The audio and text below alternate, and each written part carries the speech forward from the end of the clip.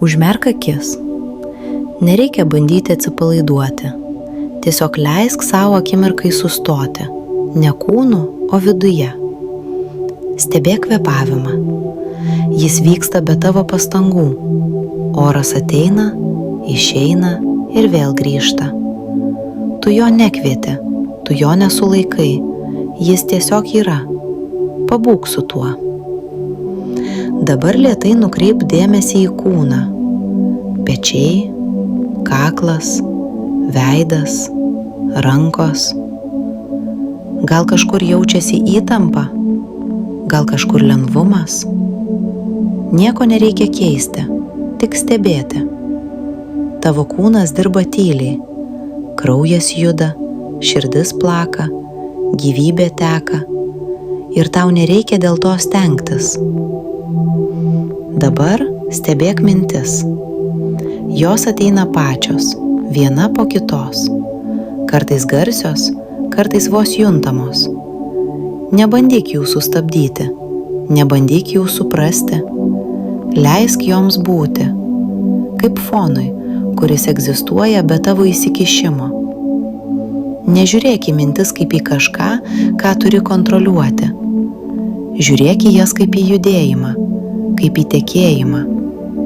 Jos keičiasi, jos nyksta, jos atsiranda iš niekur ir dingsta niekur.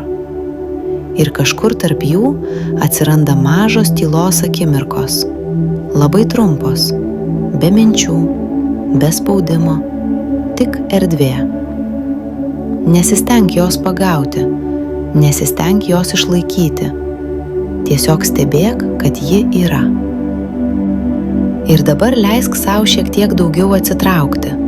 Ne nuo minčių, o nuo bandymo būti jų centre. Leisk joms tekėti, kaip upė teka.